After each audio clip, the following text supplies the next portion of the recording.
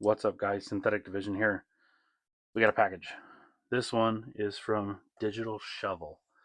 I saw a quick blurb of a video about one of these, and I was like, I gotta try it. So this, I haven't opened it yet. Hopefully everything's intact.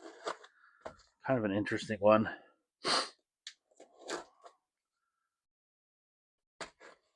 I'm trying not to dig in too deep. Never know if you're gonna actually hit something with the blade.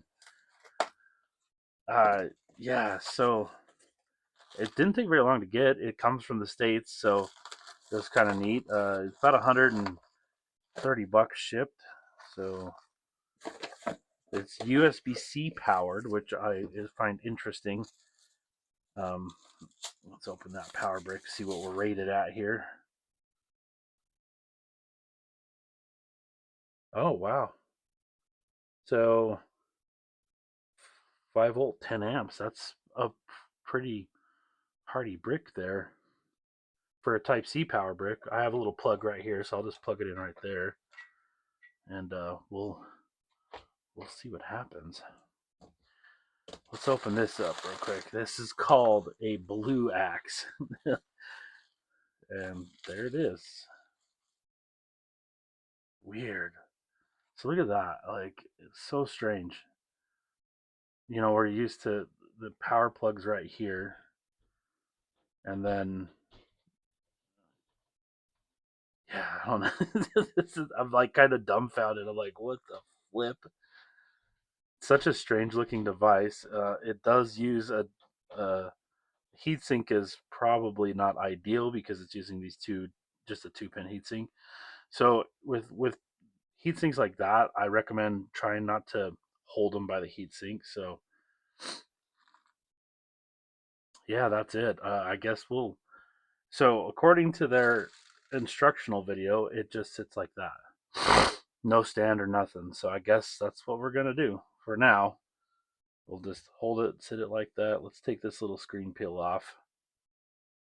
If you don't take those off after a while, especially when they've been on, those things will actually kind of cook onto it. So let's use this cable real quick. And so it's the BluAxe, or it's the Digital Shovel BluAxe. Such a strange device. So I mean, I guess it's just kind of out of the norm from what I'm using, like from the BitAxes and NerdAxes and stuff we're used to seeing. But I saw it and I was like, yeah, I better buy one. So, but I will warn you, they're $100 and then shipping. So they're $99 and then shipping.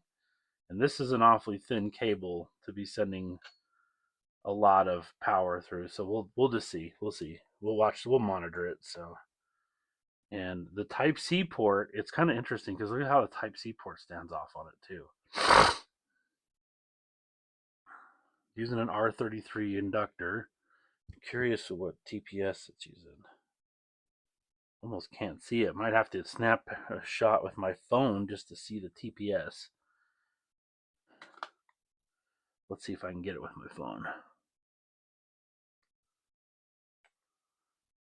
Sometimes I have to do that. We'll just see if we can snap a picture of it with the phone to see which model it is. So this is a TP5546D24A. I'll have to look that up. Anyways, let's set this thing up. So it sits like this. This is literally how they tell you it sits, which I find very awkward, but it is what it is. That's how they say to do it, and so I'm going to do it. Let's get the little sponge out of the way here, and let's plug it in. Okay. We're rocking and rolling. And it says it takes a minute to start, and then it'll do just like what a BitAxe will do. So we'll confirm that.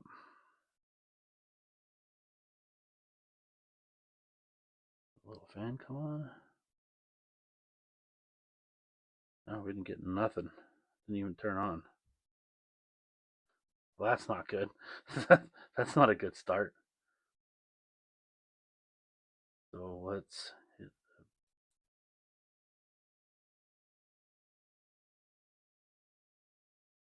That's not a good start. It doesn't even turn on.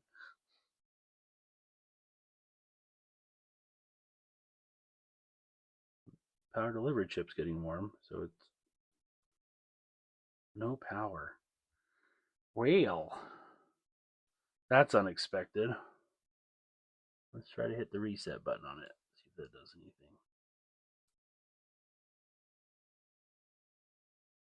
Oh, look at that. We got a fan. Okay, so there we go. There's the screen. Welcome to your new BluAxe. Connect to the configuration Wi-Fi and connect the BluAxe to your network. Okay, so let's grab the phone real quick. This will be a strange one. Again, like I said, I've never really... What I'm curious is if I can detect it with Hashwatcher, then that tells me it's AxeOS. I couldn't find anything, aside from their website, I couldn't find anything about the firmware or nothing. So let's see if we can detect it with my Wi-Fi. So there it is. Yeah, I'm picking it up, BluAxe. So let's connect to it. It's having me do the sign in, which is good. Okay. So configuration. It's a little off here, so I wonder if it wants me to, yeah. So it wants me to set it like that. Okay, so the host name is BluAxe. We'll just leave it that, because I mean, why not? And then we need to search for the Wi-Fi. And we've got one right there. We'll use mine. And then we'll enter my password.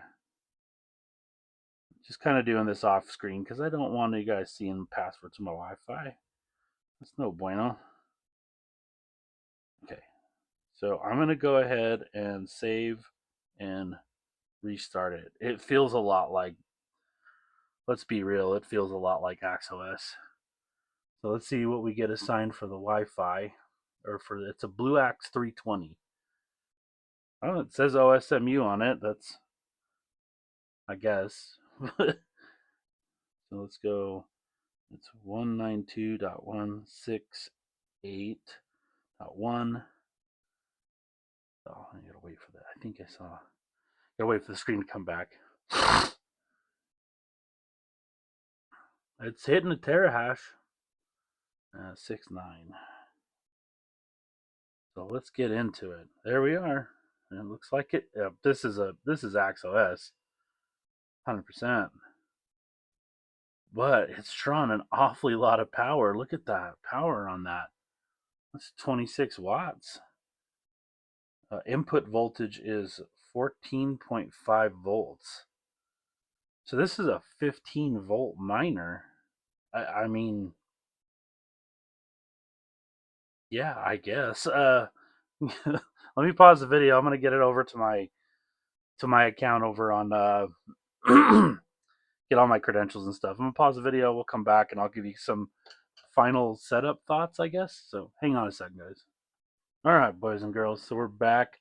It's set up on my pool, but this is interesting. So it says it's got AxeOS on it, but something I'm noticing, and I can pull it up on the phone to show you, but I'm looking at it on my computer that's right off to the side here. One, it's not hashing correctly, and two, she's not cooling down very good. That ASIC temp is very warm, and so it's actually it's running at 27 watts for this little tiny guy. I don't know. So funny story. I was actually just here on the dashboard, and I'll show you guys right here on the phone. So if we go, it might be kind of hard to see, but expand the sidebar. We'll go to settings, and it's defaults right now, and it has automatic fan control. And I set it to 55 to try to help it. But I was looking at sidebar, the update. Now look what I does. So it says current version is 3.20. When I check for the latest version, that's the latest version of AxeOS. So that's curious to me because this is basically thinks it's a BitAxe, but it's a 15 volt BitAxe. That's really weird. But I probably won't even run this all night because if I do, it's going to overheat. I can already tell. So, in fact, we're going to have to prevent this overheat because it's getting ready to overheat right now. It's almost 72 on the ASIC, and that's too warm. For stock speeds, that's too warm. So, give me a second, guys. I'm going to get this set up and we're going to crack this bad boy open. All right, guys. So, let's go ahead and just get the heat sink off right now. I'm going to pull that off. It's got 4 holes for the heatsink, so I mean, it seems probably most likely they just cheaped out to get a 2-pin heatsink, which these 2-pin ones are kind of known for being troublesome. And with this one being kind of strange in the voltage versus a standard conventional BitAxe, I mean, it's very possible that it's just gotten too hot. So, well, let's say that they laid that on thick, like really thick. I mean, that's good. Look, let me explain something to you guys. If you see it applied like this, where it's thick, don't be worried about it. It's fine. Trust me, it is more than fine. In fact, I would say that this is the best way to go about it. But this blue thermal paste has been known not to be the greatest, so we're gonna see if I got a spudger here, if we can get some of this crap off, and then because you don't want to just try to smear that off with alcohol. You want to actually try to get some of that junk off there first. Interesting that these pads right here, you see how they have these pads. I'm curious just to see, I'm sure this is just a BM1370 chip, but it's just a strange miner. I like the idea of a higher voltage miner, but 15 volts seems a little bit excessive for something like this. I could see it in, well, I mean, you get those with like the Canon Avalons that use like 28 volts. So, the nanos do, and that's a weird voltage to me too as well. So we're gonna scoop this off here. This blue paste. This blue paste is in our world. It's kind of the bottom of the rung stuff. Some good old MX6 would probably be better than that. So let's get some alcohol and we'll clean that off. This is just a strange miner, guys. I'm curious about it, but I don't want it thermaling already, and it's already started. So either that heatsink wasn't quite sitting on there like it's supposed to, or something else is going on. I do have a bitchin' heatsink that I could actually put on it. Maybe I should too. That would be actually pretty awesome. Upgrade it right out of the box. I don't like to do that, but I feel like it's kind of important to on this one because it's trying to thermal throttle, and it is cutting back on it's sucking down a bunch of voltage to try to calm down there. So, okay, I think that's good enough. I'll clean this off just in case.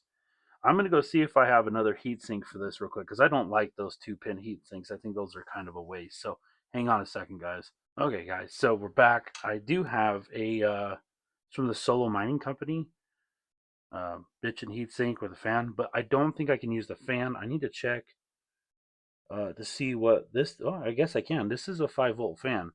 It's weird because it's got these weird input voltages.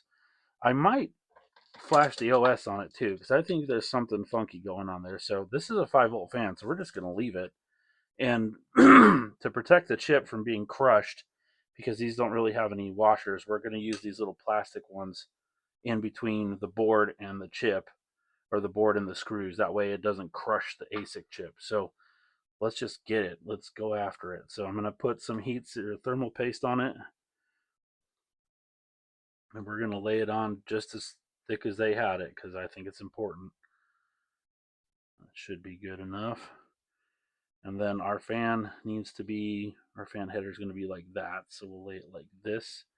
And then I'm going to try to put one of these washers on each corner here so that I can put the screw through them and help keep it from getting crushed by the ASIC, or crushing the ASIC. And we'll see if that'll, I mean, this may not work, but it may work too. So, and if it does, that will help. And then we're going to position the fan also in a way that it blows air towards the heat sink. So let's do this, and we'll put these screws right through here. We might have to put a washer on those too, just in case. That way it doesn't push through the board. We don't want that either, so we'll just set these like that.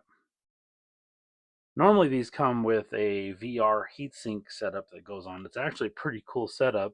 I got a couple of them, but I'd already had all my BitAxes, my gammas set up, so wasn't actually planning to use this for this. I was actually looking forward to getting another gamma to use this for. So, but hey, circumstances come along and we might have to use it, so we're going to use it. Okay, so that's what we're going to do, just like that.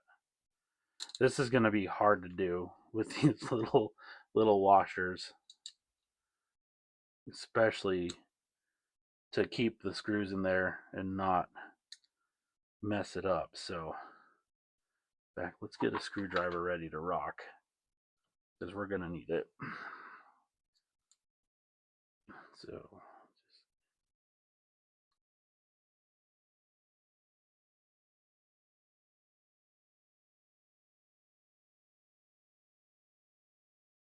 kind of like I thought I was going to do. Got to get those to line up just right. Okay, so I'm going to pause this because I'm going to have to stick my head in front of the camera, but give me just a second, guys. All right, so we got it. We got the heatsink on. Let's plug it back in and see what happens. Hopefully it doesn't try to go nuclear on me again, but you never know, guys. Let's get the microphone back over here. I had to take my hat off, and I have the microphone attached to my hat. We'll see what happens here. Make sure it turns on. Okay, fan's on. I'm gonna come over here. I've got it pulled up on my desktop, but I need to get it set up to where I can show you guys that kind of stuff, because it'd probably be a little bit easier. And we'll see if that ASIC decides to skyrocket out of control like it was doing. It's already up to 64. So there's something funky going on with this, as far as something with the OS maybe. Yeah, it's already gonna go. It's gonna overheat. There's too much. Yep, that's it. So we'll call it for now on this. I guess we'll have to revisit this because this thing's just gonna go nuclear on itself. And it might be that the washers in there are just not right, but I might swap this heatsink onto a different BitAxe, and then use just a stock heatsink with the press pins, and see if we can't fix it that way. Because yeah, this needs something needs to happen on this to get it under control. And this heatsink is kind of a specialty heatsink, and it's not really designed for this particular setup. More likely what the fault is the heatsink itself needs to be onto that ASIC a little harder. And I guess I could try to do that and see if it'll work. There's plenty of paste on there, so I'm not too worried about that. And maybe we'll just try it this way. I don't know, it's kind of a weird design, a weird board, and it's a funky layout, and it's a problematic layout is what it is. It's not really, because one, if you think about it, with that heatsink that it had before, it's essentially putting, oh shoot, it's essentially putting the heatsink, you're putting pressure on it by it laying over on its heatsink. And most of us know that those little push pin heatsinks, you grab them at all and or touch them at all, and they will completely dislodge from the chip and cause an overheat or a thermal protection. Usually, is what I've seen. I've personally caused it. Well, you remember the pleb source one that if you didn't watch that, it's that video where I opened up the pleb source, the hammer miner and the pleb source miner, and the pleb source was spiraling out of control because the heatsink was just completely detached from itself, and it was a 2-pin heatsink as well. So yeah, I think if this doesn't work, you got to be really careful doing this though, because there's nothing to regulate the pressure that you're putting on there with this heatsink. And so while it's a really nice heatsink, you need to make sure you don't murder the ASIC with it. So you got to make sure that you're not getting too tight with the screws here. And in fact, we're going to loosen that one up and that one up so that we can kind of evenly put pressure on, because we don't want it to get too tight, and we want even pressure around it, because if it's too tight it will crush the ASIC. Just very lightly here. I think that's pretty good. Let's try that and see if that does the trick. I'm going to fire it up. It pretty much immediately tried to overheat last time, so that's how I knew it was pretty much ready to rock and roll. Well, let's see. I got the OS open up over here. In fact, I can probably throw my phone down and you guys can kind of see. Follow along at least. This one says BluAxe. I bet if you flash this to Axe OS, it might behave a little better too. Who knows if their OS is any good? It must be a fork, unless they're not using the licenses correctly, but you just never know. So let's see. High temp. It's already done a danger high temp on me. So yeah, I don't know, guys. This one might be a wash. I might have to revisit this one because I honestly, I'm too tired to be dealing with this BS right now. But something's wrong, and I'm not 100% sure what's wrong with this board, but something's up with this chip, or at least with the heatsink. It's not, yeah. But to be fair, this is the garbage it had on it. In fact, my bit discs have the same heatsink.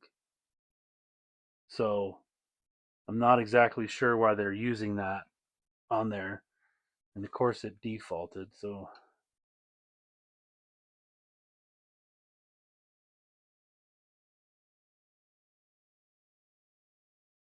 let's try to restart it. Maybe it was just tripping out. Maybe it was just tripping out this time around. I'm not sure. We'll see if the ASIC climbs again. I can show you on the phone here.